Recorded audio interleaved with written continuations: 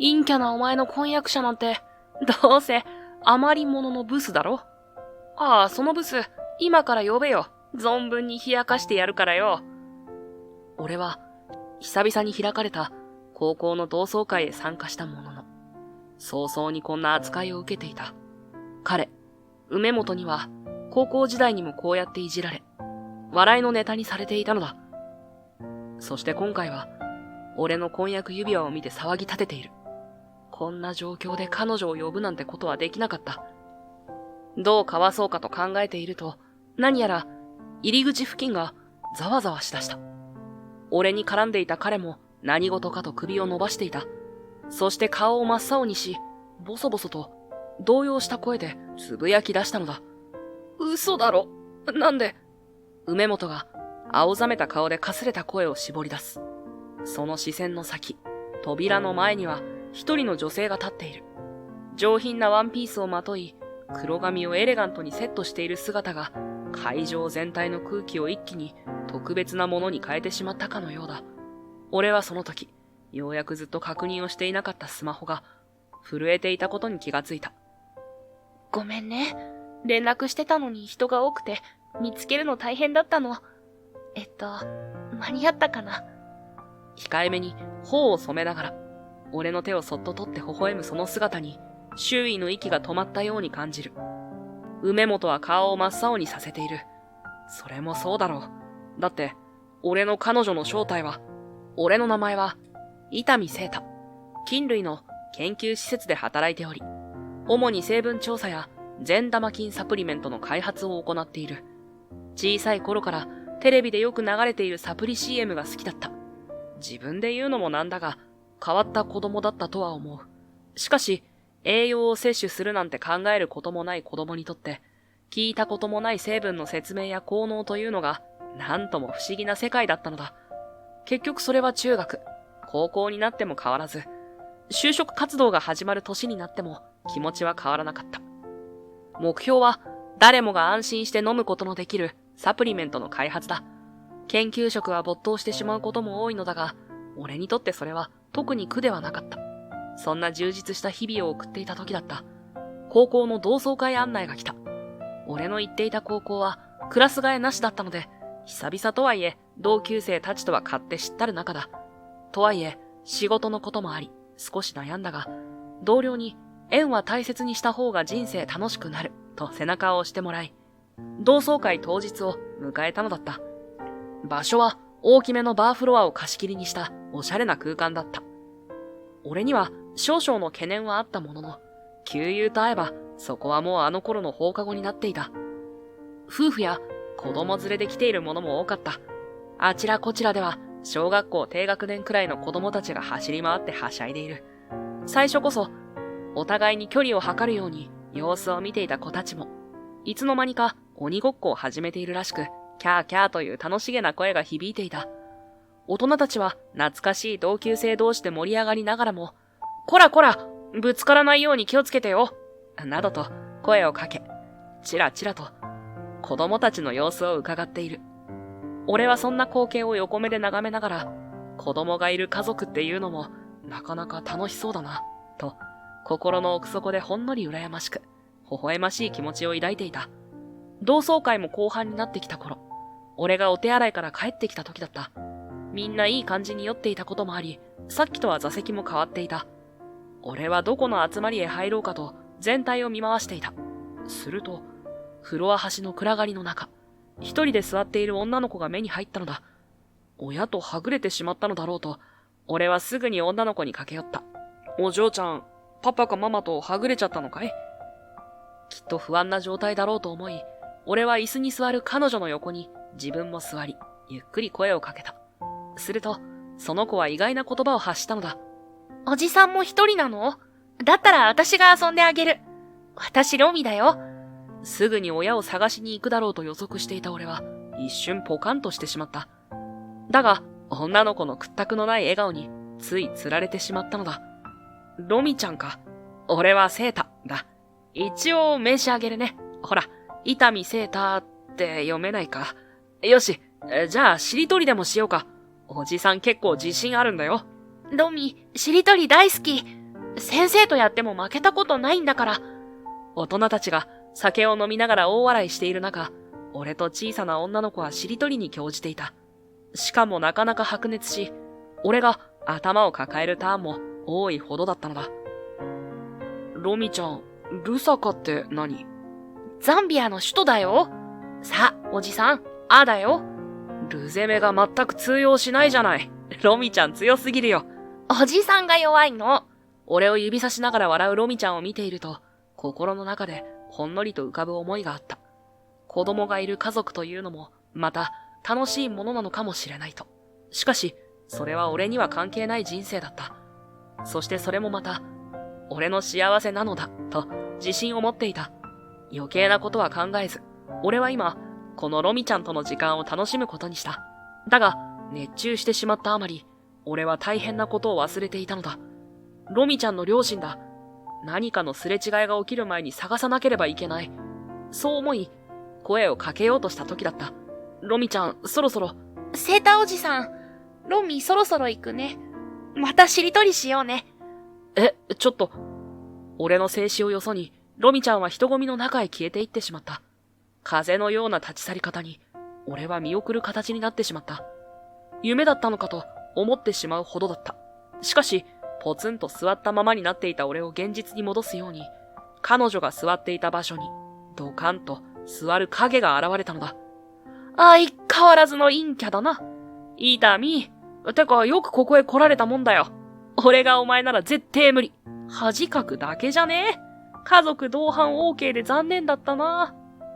どうせ、こんな俺にも運命の出会いが、とか、夢見てきたんだろ。お前は一生独身に決まってんだろ。はあ、寂しいね。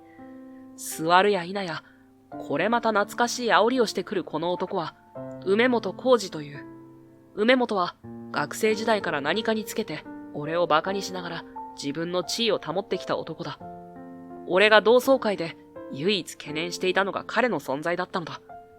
俺が何の反応もよこしていないのに、彼はまだ喋り続けていた。俺なんて、順調すぎて自分でもビビるもんな。やっぱり生まれつきの運命ってやつ。仕事はエリート街道。いい女と結婚して子供もいる上流階級を絵に描いたような人生ってわけよ。俺にできないことなんてないからな。伊丹、羨ましいって顔に書いてあるぜ。いい加減彼の声を耳がうるさく感じ、席を立とうとした時だった。俺の右手に梅本の視線が刺さっているのを感じたのだ。そして少しの沈黙の後、彼はまくし立てるように大声で、周りにも聞こえるように話し出した。指輪？伊丹が指輪？しかも左手薬指って、見えっ張りもやばいレベルだぞ。これ、婚約指輪なんだけど。は？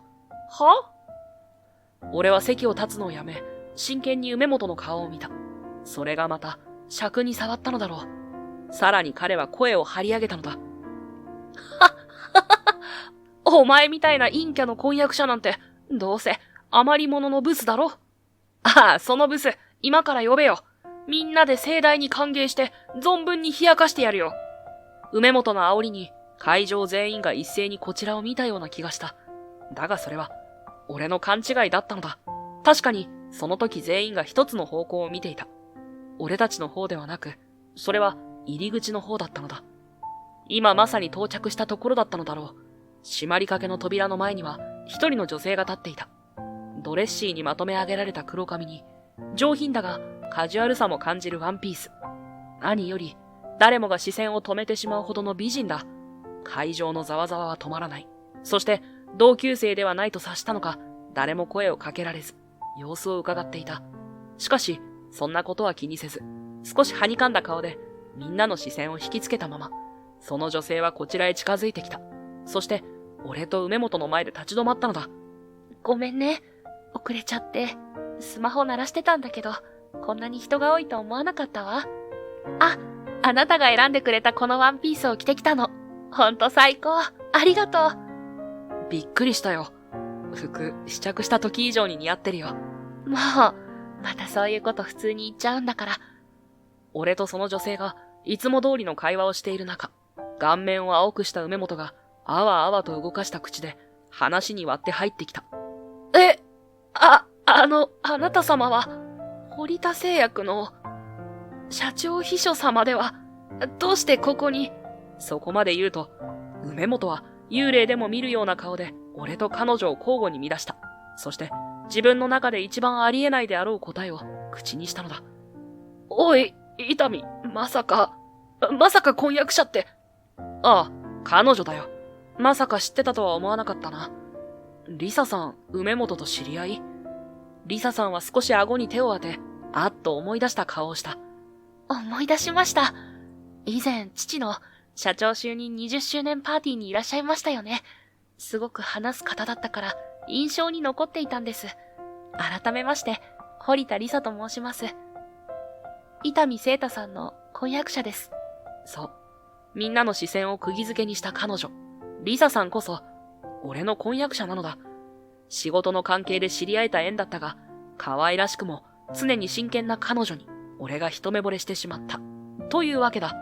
婚約者という彼女の言葉に、お互い照れてしまい顔を合わせていると、立ったまま少し体を揺らし出した梅本が、だんだんと声のトーンを上げながら、俺たちへ間違いを正すかのように話し出した。ありえないでしょ？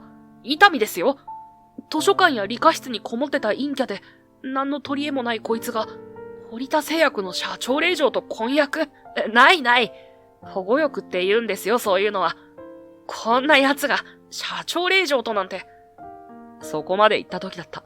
リサさんが、バンとテーブルを叩いたのだ。あなたは何も分かってないです。は？俺が口を挟む隙もなく、リサさんは、梅本を諭すように、俺の背中に手を置きながら話を続けた。聖太さんの学生時代のことは、話に聞いただけでしたが、あなたの言葉で納得いきました。学生時代に培った知識が今生きているのね。聖太さんの会社は我が社の特に大切なパートナーですもの。今、彼の会社の研究技術があるからこそ、父の会社も伸びていけてるんですから。伊丹の会社？ああ、そういえば、何も話せてなかったな。これ、名刺。俺は今、金や微生物の研究をしている会社の、まあ、社長なんだ。うちの会社は全国でも珍しい、複数金株の総合研究施設でね、独自に開発した善玉菌のブレンドを商品化して、最近ちょっと話題になってるんだよ。その関係で、堀田製薬ともお付き合いさせてもらっていてね。お前があの会社の社長？嘘だろ？なんだよそれ。梅本の顔には、驚きと困惑が入り混じった表情が浮かんでいる。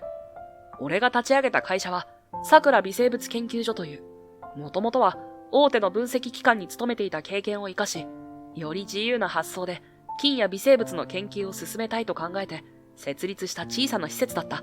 だが、実際に研究を進めるうちに、腸内環境や免疫バランスに寄与するユニークな菌株を次々と発見し、その可能性を広げるべく、堀田製薬と協力関係を結んだ。今では自社ブランドのサプリやドリンクも手掛けており、最近リリースした善玉菌ドリンクは発売直後から店頭在庫が追いつかないほどのヒット商品となっている。マスメディアにも取り上げられる機会が増え、同時に様々な企業から共同開発のオファーが舞い込んでくるようになった。そういう経緯もあって俺はあまり意識していなかったのだが、若手研究者兼経営者として業界では少し知られる存在になってしまっていたらしい。梅本は目の焦点を定めきれない様子で、口を半開きにしたまま言葉を失っている。そういえば、梅本さんは何のお仕事をされているんですか？すみません。パーティーの時はたくさんの方とご挨拶したもので。いや、梅本が口ごもりながら、チラチラと周りに目線を走らせ始めた。ここから立ち去りたいという気持ちが見え見えだった。だが、そううまくはいかなかったのだ。今度は、ずかずかと床を踏み鳴らすような歩き方の女性が、こちらへやってきたのだ。ちょっとあなた、私明日仕事早いって言ったわよね。子供ほっぽって何やってるのよ。ああ、かずみ、別に関係ないだろ。俺、セーターおじさんだ。ロミちゃん、気の強そうなその女性に、梅本は面倒そうに返した。話っぷりを聞いていると、梅本と和美と呼ばれた女性の関係性は、なんとなく察せたが、何よりそこにロミちゃんも一緒にいたことに、俺は驚いてしまったのだ。ロミ、さっき遊んでもらったって言ってたのはこの方なの？そうだよ、ママ。セーターおじさん。そうロミちゃんの言葉を聞くと、女性は会社の営業のように、俺とリサさんの方を向き、キリッとした声で挨拶をしたのだ。うちの娘がご迷惑をおかけしました。私、そこの梅本の妻の梅本和美です。あなた、ロミはもう私が連れて帰るから。遅くなりそうなら、勝手にどこか泊まるところを探してちょうだいね。夜遅くに飲んだくれて帰ってこなくていいから。では、お世話になりました。失礼いたします。淡々とした梅本夫婦の会話を見ていたが、口の挟みようがなかった。ロミちゃんは、奥さんに手を引っ張られながらも、こちらを向き笑顔で手を振ってくれた。俺とリサさんは、その可愛さに笑顔で手を振り返すことしかできなかった。梅本はいつの間にか別のテーブルに移動しており、先ほどのことなどなかったかのようにはしゃいでいた。様々なものを見てしまったが、俺は久々にリサさんと二人っきりになった今の時間を楽しむこととした。同級生たちとは少し離れた場所で、俺とリサさんは隣同士に座り、ゆっくりと乾杯をした。リサさん、仕事大丈夫だった？無理しなくてよかったのに。今忙しい時期だろ。みんなからは完璧な美人に見えていたかもしれないが、俺には少しリサさんの疲れが見えていた。この同窓会が恋人や家族を連れてきていいということも伝えていたが、今の堀田製薬の忙しさを知っていたので、俺は彼女に参加しなくて大丈夫だよと話していたのだ。その時、リサさんはお土産話を楽しみにしていると言っていたので、正直言うと、俺もまたここへ現れた彼女に目を奪われてしまった一人だった。俺が顔を覗き込みながら大丈夫かと聞くと、リサさんはぷいっと横を向いて愚痴をこぼし出した。そうなんだ。セータさんは私が来て嬉しくなかったのね。未来の妻なのに。いや、嬉しかったに決まってるだろ。ただ、リサさんの体調が心配だっただけで、めちゃくちゃ喜んだに決まってるじゃないか。俺が一生懸命に思いを伝えると、彼女はくるりとこちらを向き、いたずらっぽい笑顔を向けてきた。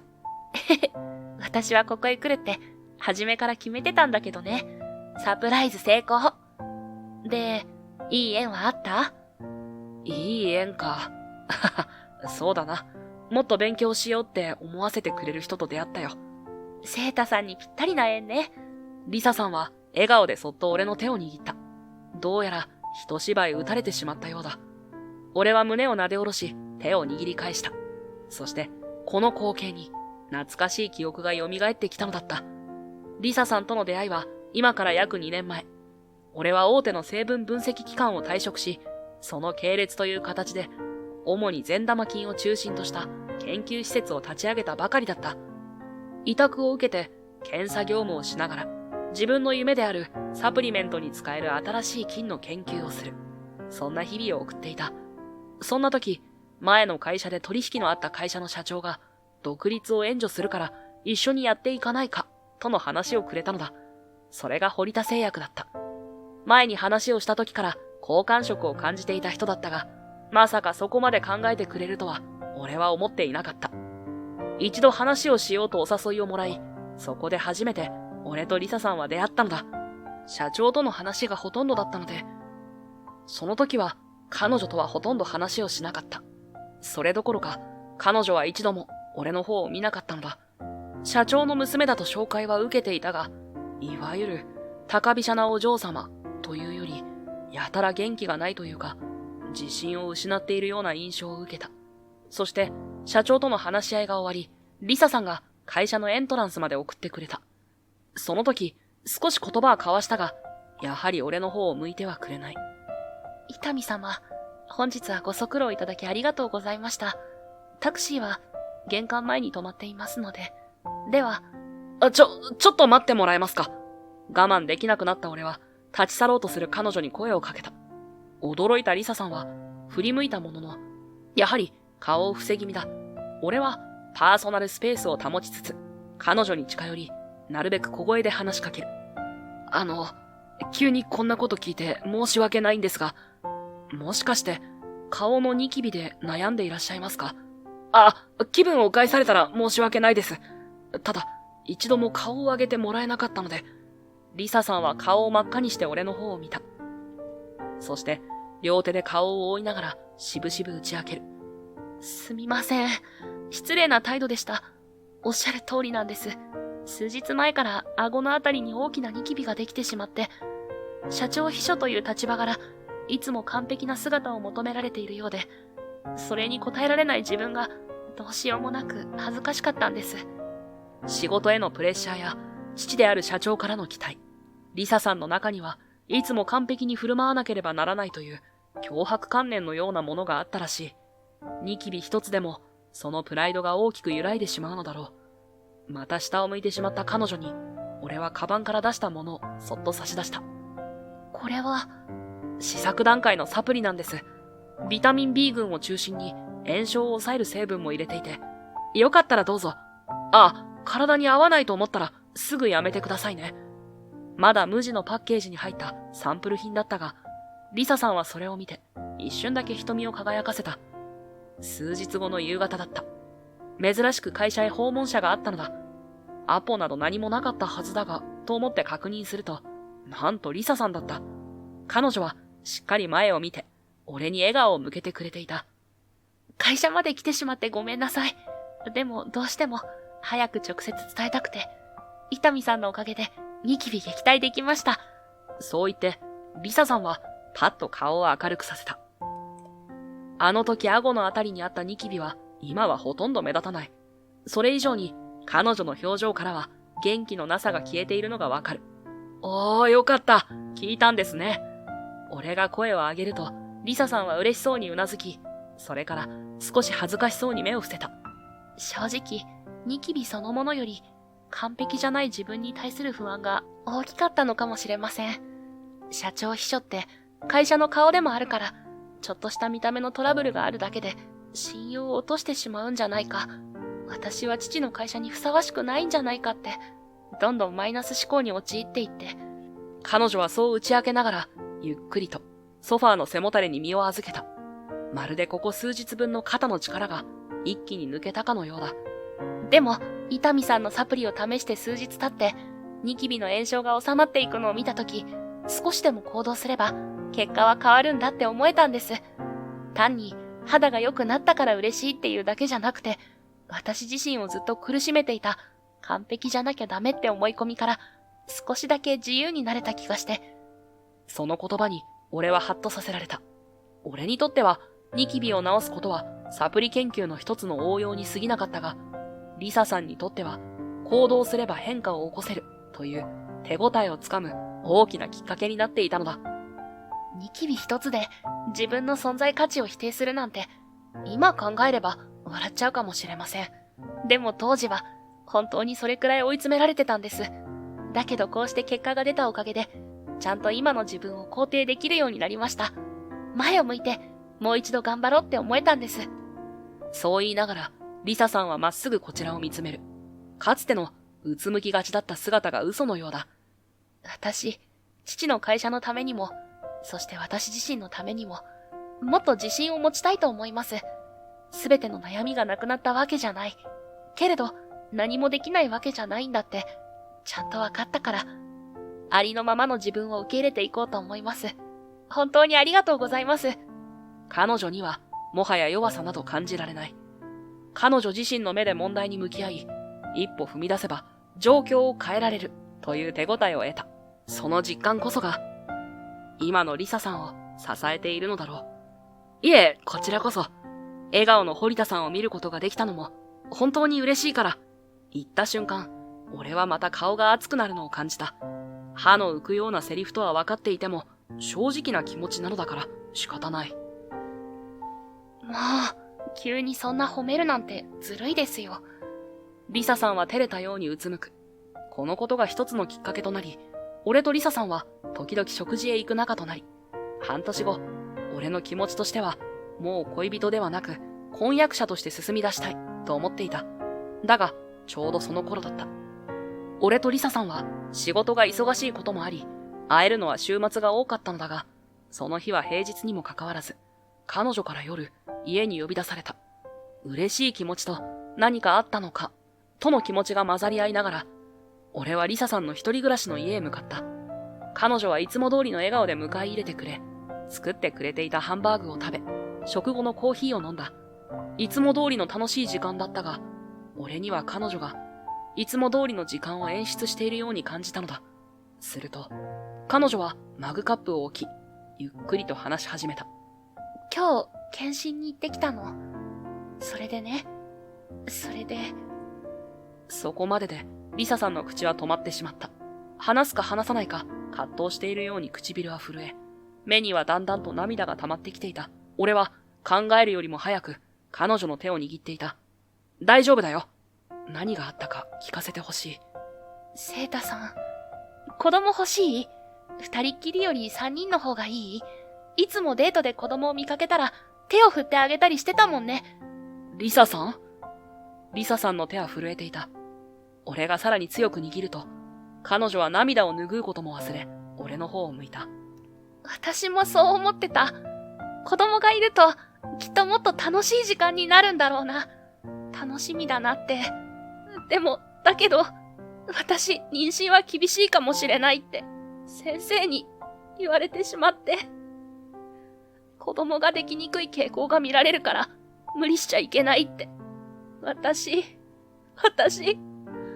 ごめんなさい、セイタさん。ついに泣き出してしまった彼女を、俺は力の限り抱きしめていた。今日のこととはいえ、彼女一人にこんなに辛い気持ちを抱え込ませてしまった自分が、情けなくて仕方なかった。泣き続けるリサさんの背中をずっと撫でながら、彼女の顔を自分の胸にうずめ、そして泣き止まない彼女に届くように、俺は一言一言、本心を込めて伝えた。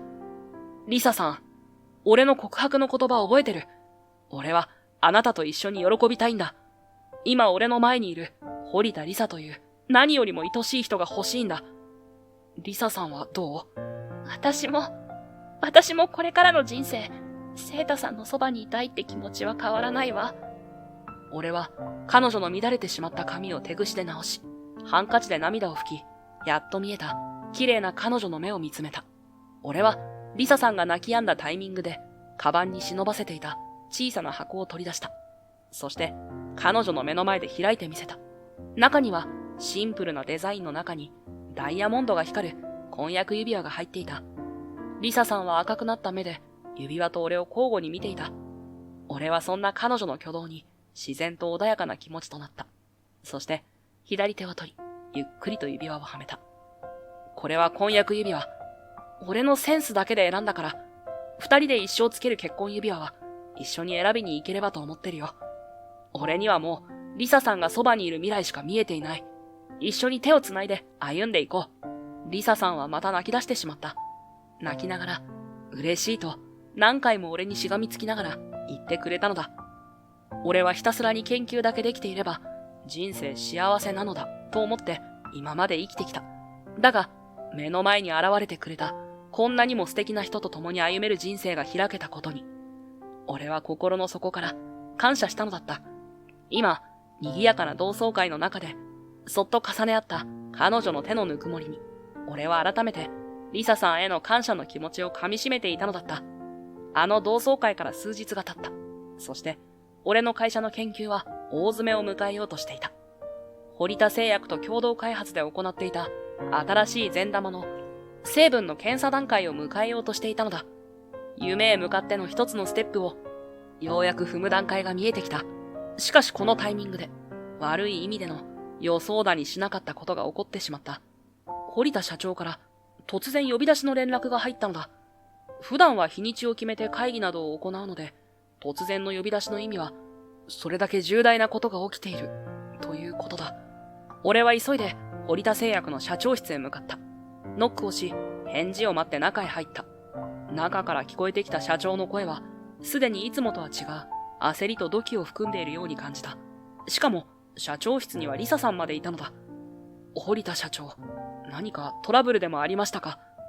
俺がそう聞くと、社長は投げつけるように、ネットニュースをプリントアウトした束を机へ叩きつけたのだ。何も言わない社長へ小さく頭を下げ、俺はプリントを取った。なんだ、これは一体。困惑した俺の声にスイッチが入ったのか、社長は怒鳴り出した。なんだではないだろう。12時に上がっていたネットニュースだ。堀田製薬の事業パートナーはインチキ研究者。なんだこの見出しは。しかもリサまで巻き込んでいるじゃないか。社長令嬢もたぶらかし済みとな。ちょっと待ってください、社長。これは見出しのインパクトだけで、読者を煽るためのデタラメ記事です。俺はやましいことは一切。そうよ、お父さん。内容をちゃんと読めばわかるでしょ。根拠なんてない話ばかりで、セータさんを貶めるための作り話としか思えないわ。一生懸命に訴える俺とリサさんを前に、社長は苦い顔のままかぶりを振った。だが実際に、堀田製薬には問い合わせやクレームの電話が押し寄せているのだ。それにだって伊丹くん、記事の信憑性がどうであれ、こういうスキャンダルに巻き込まれる原因が君の側にあるんじゃないのか？お父さん、それは言いがかりよ。セータさんは。リサは黙っていなさい。社長は娘を制し、テーブルに拳を叩きつけながら、苦々しい表情を俺へ向けた。いいかリサ。お前がどう思おうが、世間の目は厳しいんだ。そもそも私は、伊丹くんの娘を必ず守るという言葉を信じたからこそ、婚約を認めたんだぞ。だが結果はどうだ。こんなくだらないスキャンダルに巻き込まれ、会社にまで被害が及んでいる。本当はな、娘にはもっとちゃんとした家柄の男との縁談もあったんだ。妹がはっきりしていて、社交の経験も豊富な、安心できる相手とな。そういう相手なら、こんなデタラメ記事一つで足元を救われるなんてこともなかったんだ。今のままでは、私も会社も大損害を被るかもしれないんだぞ。お父さん。リーサ、黙っていなさい。まだ婚約とはいえ、経営者としても父親としても、お前を任せられる相手か見極める必要がある。どうだ伊丹くん。私の言っていることが理解できるか？君は本当にこの状況を打開できるのか？言うだけではなく、現実に証明してみせろ。社長の土器に満ちた声が室内に響いた。彼がここまできつい口調を見せるのは初めてかもしれない。大切な娘を巻き込まれた怒りと不安が混ざり合っているのが痛いほど伝わってくる。社長、もちろんです。必ず解決してみせます。ご迷惑をおかけして申し訳ありませんでした。俺は頭を下げながら言葉の重みを噛み締める。リサさんが何か言おうとしてくれるが、社長は鋭い目つきでそれを制し、そのまま俺を社長室から事実上追い出す格好となった。背後に残されたリサさんの心配そうな表情が胸に刺さる。こんな記事一つで、いや違う、記事一つでも彼女や会社を危険にさらすことになった以上、この責任は俺自身が負わなければならない。何としてでも真相を突き止め、このスキャンダルを収束させる。そう固く誓いながらも、具体的な糸口はまだ見えてこない。頭の中でぐるぐると考えを巡らせているうちに、いつの間にか自分の会社の前へと戻ってきていた。焦りは募るばかりだ。堀田製薬にも迷惑をかけてしまうし、いずれは俺の会社にも悪影響が及びかねない。何より、リサさんとの婚約破棄など、絶対に考えられない。そんな思いで胸を押しつぶされそうになりながら、俺は下を向いたまま、オフィスのドアを開ける。すると、受付のあたりから何やら困惑した声が聞こえてきたのだった。つまり社長とお友達なのね。パパかママは一緒かな。一人で来たのよ。セータおじさんとは友達だから。社長。受付の社長が困り果てた顔で俺の方へやってきた。それと同時に小さな影もついてきたのだ。あの見覚えのあるシルエットだった。ロミちゃん。セータおじさん。ロミ、しりとりの続きをやりに来たよ。俺はとりあえず、ロミちゃんを社長室へ通した。梅本がどこに住んでいるかは知らないが、この子が一人でここへなぜ来れたのか、そしてなぜ来たのか、またもや疑問が積み重なってしまった。おじさんが名刺くれたんだよ。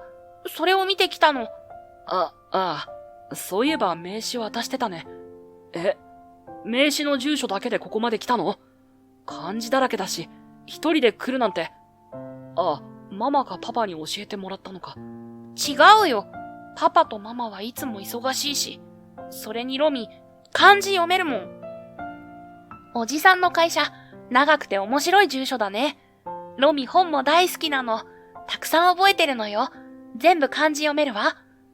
確かに、同窓会の時、彼女の知識量には驚かされた。ロミちゃん自身のことも気になるが、とりあえず、梅本にロミちゃんがここにいることを伝えることが優先だった。ロミちゃん、来てくれたのはとても嬉しいよ。だけど、パパもママも心配していると思うんだ。だから、迎えに来てもらおうと思うんだけど。いや、え？ロミちゃんは抱えていたリュックを握りしめ、拒否の意思を示したのだ。俺は同窓会での光景を思い出していた。帰りたくないのかい？うん。どうして？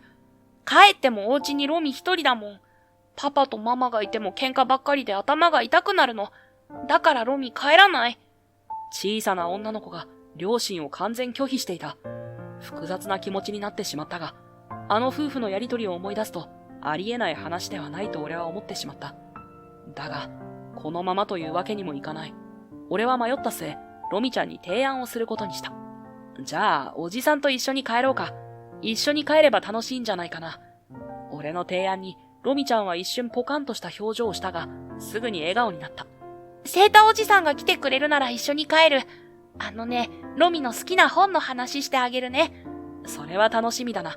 じゃあ帰る準備をしてくるから、少し待っていてね。俺はデスクから荷物を取るふりをしながら、念のために梅本へメールをしておいた。ロミちゃんが拒否をしているとはいえ、親に伝えないわけにはいかないからだ。同窓会案内に梅本のアドレスが載っていて助かった。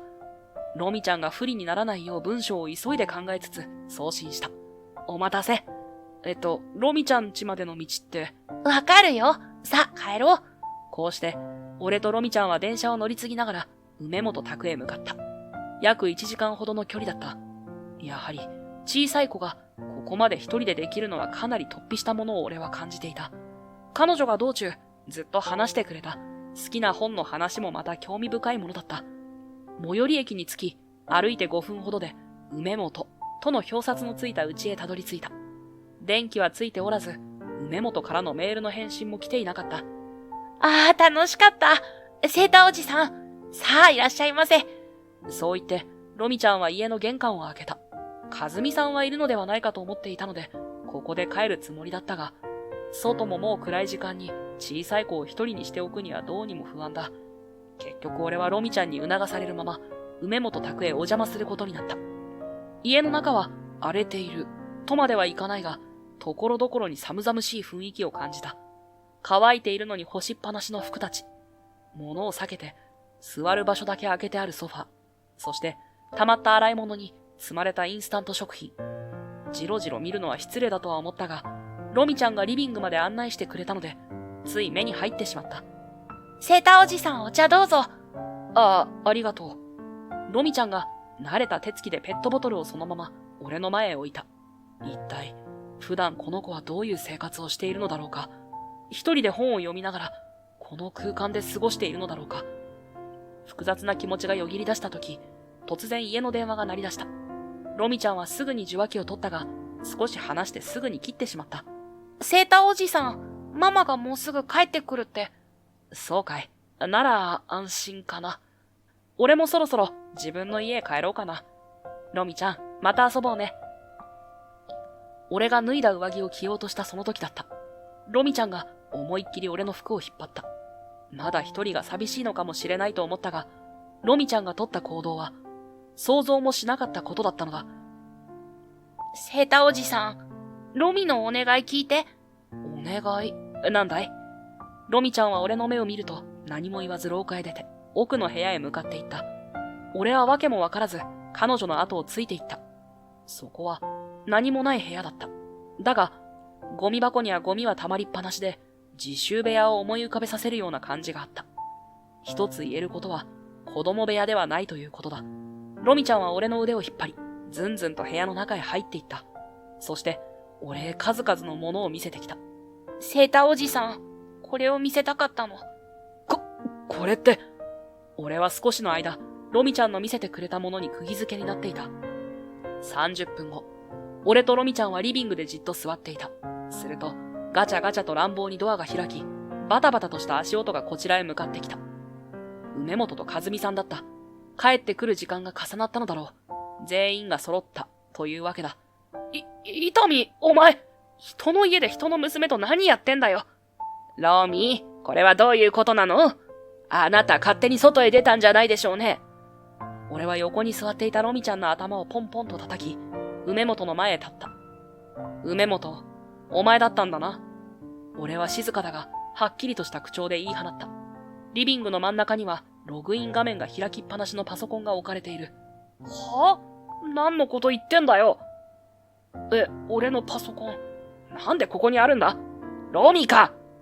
梅本は目を向きながらパソコンを掴もうとする。しかし、その前にロミちゃんが一歩前に出てきた。だってロミ知ってたもん。パパ悪いことしてるって。セータおじさんにもパソコン見せたもん。ガキが何言ってんだ。勝手なことしてんじゃねえ。激高する梅本。その横で俺は、先ほどロミちゃんが見せてくれたパソコンのファイルを思い出していた。そこには、今回のデマ記事につながる証拠のログデータがはっきりと残されていたのだ。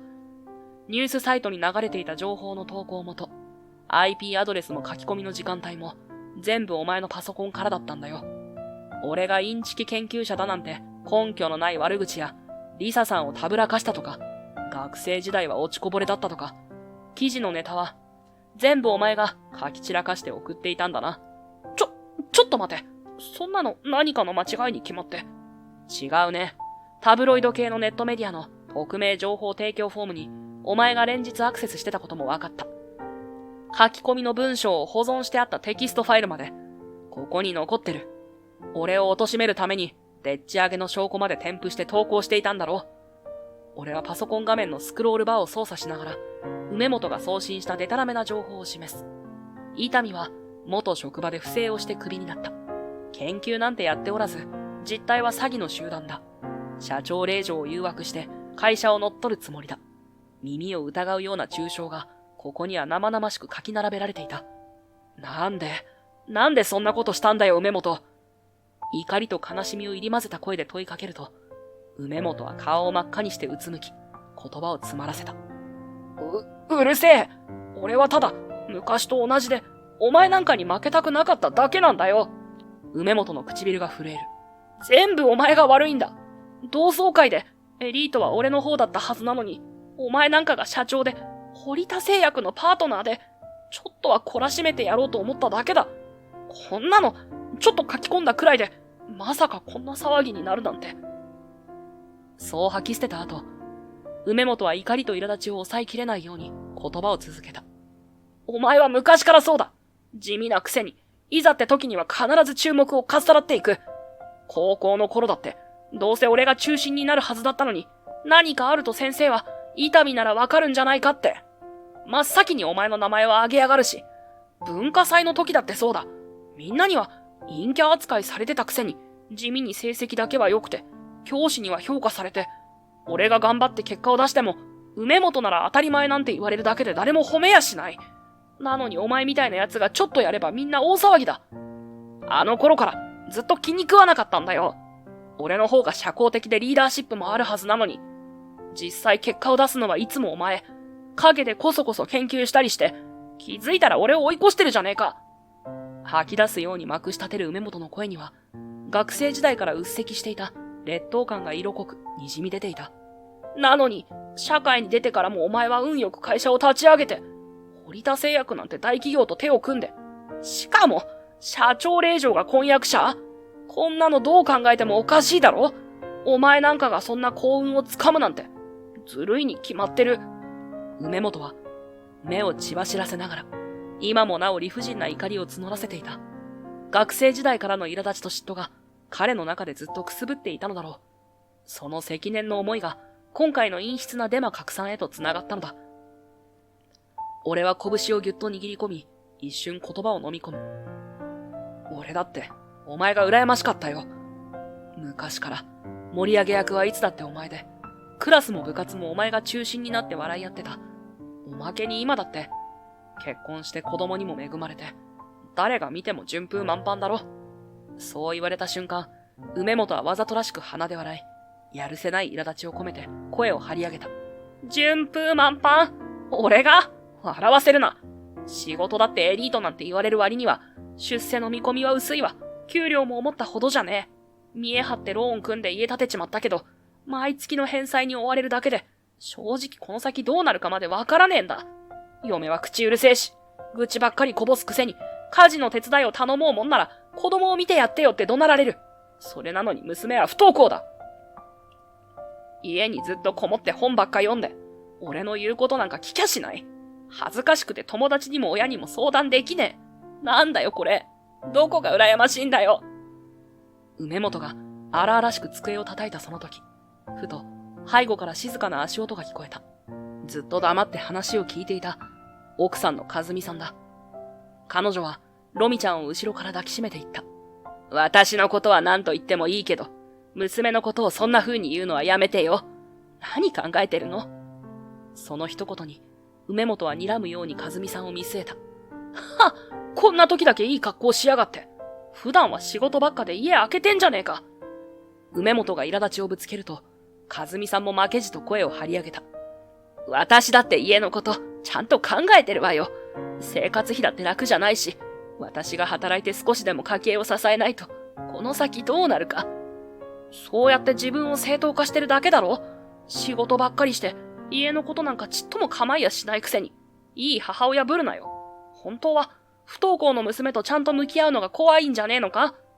そんなこと違うわよ。和美さんの声がわずかに震える。その様子を見て、俺はもう我慢ができなかった。二人ともやめろよ。これ以上家族で傷つけ合うなんておかしいだろ。そう言ったきり、俺は一度大きく息を吐いた。和美さんに抱きしめられているロミちゃんが、小さく身を縮めているのを横目に俺は言った。なあ、梅本、和美さん。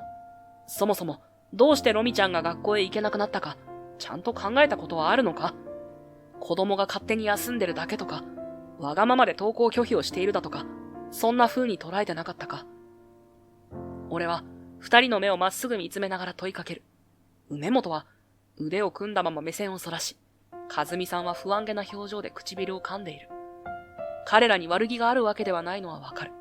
だが、ロミちゃんが不登校になった背景を真剣に見つめ直さない限り、何も進まない。ロミの話はちゃんと聞いたわ。だけど何を言ってるのかピンとこないことばかりで、勉強は嫌いじゃないって言うし、それなら行けばいいのにって、私もイライラして。和美さんがぽつりと口を開く。梅本も続けて話す。本が読みたいって家に引きこもってばかりで、わがままが過ぎるって思ってはいたが、苛立ち混じりの声からは、どう接していいかわからないという戸惑いが浮き彫りになる。ロミちゃんは、ただわがままを言っているわけじゃない。むしろ、誰よりも考えすぎるくらい考えて、いろんなことが辛くなったり、息苦しくなったりしてるんだ。ギフテッドって知ってるか？要は、ものすごく高い知的能力や感受性を持って生まれた子のことだよ。普通の教室では退屈だったり、周りと会話のテンポが合わなかったりして、生きづらさを感じてしまう子も多いんだ。ロミちゃんもそうかもしれない。だから、学校の環境やクラスメートたちとの温度差に耐えられなくて、不登校になったんじゃないかって俺は思う。ギフテッド？梅本が首をかしげた。そう。ロミちゃんは記憶力と数学の能力が桁違いだ。ここに来るまでに彼女が話してくれた好きな本の話。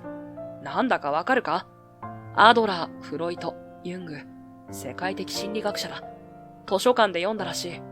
それに、不思議だとは思わなかったのか？何がだよ。俺はテーブルに置かれたままのパソコンへ目をやった。ロミちゃんはあのパソコンのロックを開けたんだ。たまたま扉が開いていたとき、お前の手の動きで分かったそうだ。そういう能力を持った子なんだ。これからのこの子の将来を、親のお前が狭めてどうするんだよ。俺は梅本から手を離し、諭すように話した。ロミ、そうなのか？学校へ行かないのも。梅本が肩をだらんと垂らしながら、ロミちゃんの方を向いた。ロミちゃんは空気を読んでいるように見えたが、和美さんに背中をさすられ、話し出した。みんなの話がわからないの。何が楽しいのか。それに、ロミちゃんの話も意味がわからなくて楽しくないんだって。でも、セータおじさんは違ったの。お話とっても楽しくて、ロミの話も聞いてくれて、だから、会いに行っちゃったの。初めてちゃんと向き合ってくれた人だから。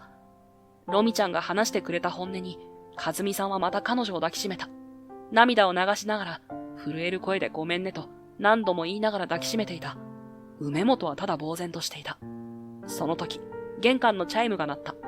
外を覗くと、意外な人が立っていたのだ。リサさん、来てくれたんだね。セータさん。梅本さんは。俺はリサさんをリビングまで案内した。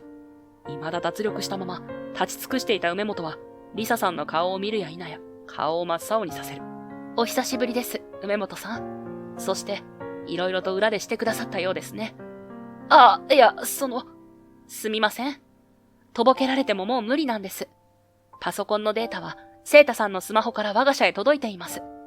もちろんすでに、あなたの会社の方にも、ニュースを流した会社とも、裁判を起こす予定ですので。いや、ちょっと待ってください。ほんの出来心だったんです。俺が職を失ったら、家族が路頭に迷ってしまいます。梅本が言い募ると、その背後から、和美が静かに前へ出てきた。その心配には及ばないわ。私、娘を連れて、実家に帰ろうと思っています。何言ってんだよ、和美。戸惑う梅本をよそに、和美はまっすぐ彼を見つめ、言葉を続ける。私もう一度、ちゃんと向き合いたいの。娘のこと、自分のこと、そしてあなたのことも。でも今は、あなたと一つ屋根の下で暮らしながらだと冷静に考えられない。和美！肩を落とす梅本に、和美はかすかに微笑む。そうは言っても、決意の固さは、その表情から明らかだった。伊丹さん、堀田さん、ありがとうございました。あと夫がご迷惑をかけてしまい、本当に申し訳ありませんでした。私も仕事に逃げていたんです。ロミは賢いから、一人で留守番させていいだなんて勝手に決めて、旦那も役立たず扱いして、向き合おうとしませんでした。でも変わります。もう一度母親として、この子のためにできることを探していきます。和美さんはほんのり笑いながら、ロミちゃんの頭を撫でた。ロミちゃんも嬉しそうに笑っていた。あれから半年が経った。堀田製薬と我が社が共に製品開発していた善玉菌配合のドリンク商品は、今一大ブームとなっている。発売したての頃は、店頭からなくなるほどの話題商品となった。俺は夢への階段をようやく登り始めることができたのだ。梅本は会社に深刻な損害を与えたとして左遷処分を受けた。堀田製薬を敵に回した行為は想像以上に問題視され、社内での彼の立場は一気に悪化。もっとも、記事内容に根拠が全くないと知れ渡ったため、大きな騒動には発展せずに済んだのは不幸中の幸いだったようだ。それでも処分を逃れることはできず、現在は車で1時間以上かかる地方の営業所へ飛ばされ、地道な業務に追われているという。先日、ロミちゃんから手紙が届いた。和美さんの実家は緑の多い場所にあるそうで、最近のマイブームは風景のスケッチだそうだ。学校では先生と1対1で特別授業を受けているそうだが、もともと生徒数が少ないこともあり、体育などはみんなと一緒にすることもあるらしい。月1でギフテッドのスクールへも行っているそうだ。ロミちゃんが将来どんな道を選ぶのか、今から俺もリサさんも楽しみにしている。そして手紙と一緒に絵が入っていた。ハマっている風景画かと思ったが、それは3人家族の絵だった。梅本家の答えはまだ出ていない。だが、梅本は最近になって、和美さんとロミちゃんに会いに来るようになったそうだ。プライドが高いところは変わらないが、笑い方が変わった気がすると、和美さんから聞いている。ロミちゃんと遊んでいる時の笑顔には、父親らしさを感じるようになったそうだ。答えが見つかる日も近いのかもしれない。俺とリサさんはというと、あのデマ記事の一件が解決したということで、堀田社長にようやく、結婚を認めてもらうことができた。伊丹くん、セイタくん、君のリサを守るといった言葉を全面的に私は信用している。娘を頼んだぞ。二人っきりの時、堀田社長が俺に言ってくれた言葉だ。改めて人生の帯を締めてもらったと思っている。俺の人生のすべてが今、新たな一歩を踏み出した。そしてもう一つ、大きな一歩を進み出そうとしていた。その日は仕事が残業になってしまったので、俺はとにかく大急ぎで家へ帰っていた。ただいま、もう寝てるかな。セータさん、お帰りなさい。起きてるし、ご飯できてるよ。リサさんご飯作ってくれたの？俺はカバンを置き、彼女の肩と背中を支えながらゆっくりとリビングへ行きソファーへ座らせた。やだ、セータさんってば。まだ大丈夫だよ。いやいや、運動はほどほど。もともと家事は分担なんだからさ。喉乾いてない？横になるかい？もう、今から過保護すぎだよ、パパ。俺はそうかなと首をかしげながら、リサさんのお腹にそっと触れた。そう。リサさんは今、妊娠中なのだ。ひょっとしたら、私たちが楽しそうに見えたのかな。赤ちゃんがここに行こうって思ってくれたのかもね。妊娠が分かった時、リサさんは涙を浮かべながらそう言っていた。そんなことを言われてしまうと、本当に過保護すぎる父親に俺はなってしまうかもしれない。そんな話を二人ですることもまた幸せだった。俺とリサさんの子供か。リサさんになら美人すぎてどうしよう。セータさんになら誠実でまっすぐで、こうと決めたら一直線かな。やっぱり顔はリサさんにがいいか。俺はお腹に耳を当てながら笑った。すると俺の顔を撫でながらリサさんはまた顔を覗き込むような体勢で俺に言った。だって、セータさんに顔が似てたら、好きすぎて私まで過保護になっちゃうでしょ。いつか、俺たちの子供に昔話をする時が来たとしても、今のやりとりだけは恥ずかしすぎてできないなと、俺は顔を赤くしながら思ってしまった。夫婦になり親になる。未知数で不安もあるが、そばにはいつも愛しい人がいてくれる。そう思うと、未知数の未来が光に満ち、どんなことでも二人で乗り越えていける予感がしてくるのだった。人は生きている間に何と夢を持つのだろうか。若いうちしかできないこともあれば、年を重ねて花開くこともある。だが、夢があれば進んでみる。夢がなければ探してみる。これは何歳になっても人生を豊かにするスパイスなのだ。